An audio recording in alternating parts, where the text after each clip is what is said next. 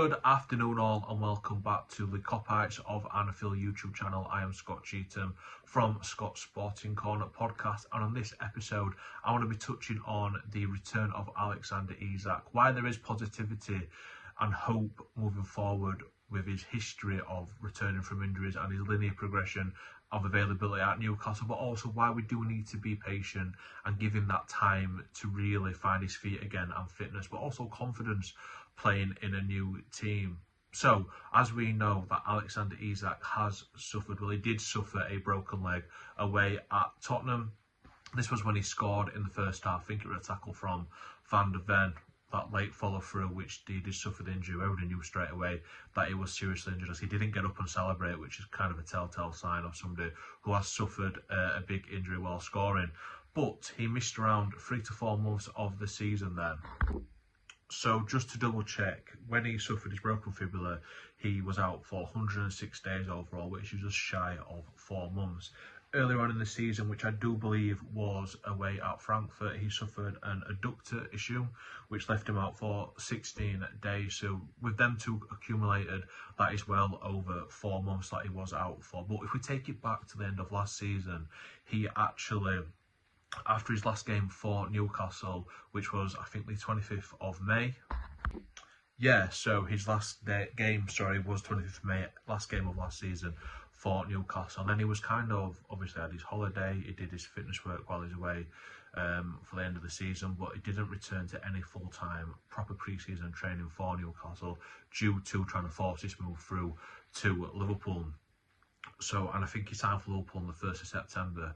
So, you're looking at around another good 3 or 4 months there. If you add that to the just over 4 months he's missed through injury for us, you're looking at, what, 8, 9 potential months of inactivity when it comes to actual first team training. The difference between like actual first team training and, let's say, just doing your drills, your runs, you know, you do miss all that twisting and turning, which helps for ligaments and tendons to really toughen up. Plus, obviously, there's a lot more tactical side of the game as well, which you would have missed throughout there. And if we look at other serious injuries, what people do suffer, you can see the timescale, what Isak has been out for, if you accumulate it all together. So, just doing a bit of research, if you look at an ACL for a footballer predominantly, because we're talking very sport specific here, the average time for a footballer to be out for is anything from 9 to 12 months with an ACL injury. So that will cover the surgery time, obviously if it is that bad of an injury, the recovery, the physio work, and then getting back running, back on the grass, and then to first team football. And you are looking between 9 to 12 months. I'm going to say looking more 9, 10 months, just from my own memory of seeing players suffer these type of injuries. Obviously, there will be cases where some players take longer to recover, some players take a bit quicker to recover. And obviously, each injury is very different. There's other ligaments and tendons in around the ACL which can suffer injuries, which is muscles around there as well, which could come off or suffer ruptures and tears around different parts of the body when you do suffer any knee ligament damage like that. But let's say on average 9 to 10 months, Isak's been out for 8 months. If you accumulate roughly about 8.5 to 8 months, he has been out for, when we look at the type of injury that he has, well, the injuries that he has suffered in inactivity. Because yes, he was staying fit over pre-season by doing his own work with, I think it was like around his own trainer at Newcastle at times that he was doing. But that doesn't get him any sport-specific training. And if you look back at some of the best coaches, one of the best coaches I listened to, nothing to do with football, it's actually a strength coach. I can't remember his name, it's called the Australian strength coach. I think it's Sebastian something, I can't remember his last name. He's done a lot of research into it and he spoke to other very acclaimed coaches. And basically you want the gym work and the individual work to be just getting to reach certain metrics.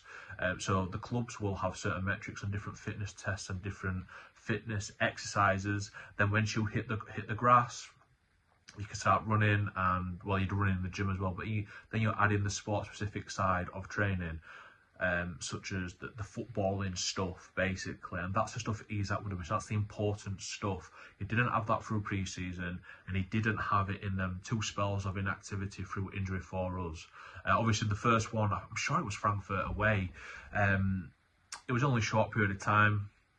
But the frustrating thing for us in the second one, you could see him just starting to find his feet, and he did suffer that big injury.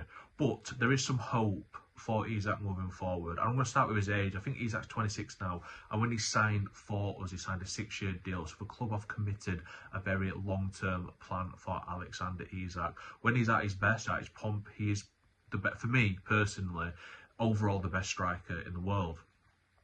My personal opinion. I thought this before I signed for Liverpool. So this isn't me just being like, oh, here's Isak. Because signed for Liverpool is the best striker in the world. I personally do believe that as an overall package, he can offer more than any other striker in the world. But if you look at his time at Newcastle, you can see there's a linear progression with his availability for Newcastle.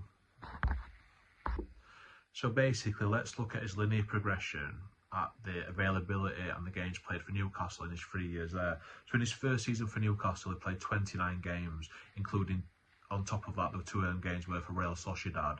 But at the beginning of that, I think for either, obviously he had his debut against us at Anfield, and then he went and played 1 or 2 more games, and he suffered a serious thigh injury that kept him out for around 100 days, just over. But he came back the following season playing 40 games, and the season after that he went on and played 42 games, and by that point he was potentially, arguably, the best striker in the league overall.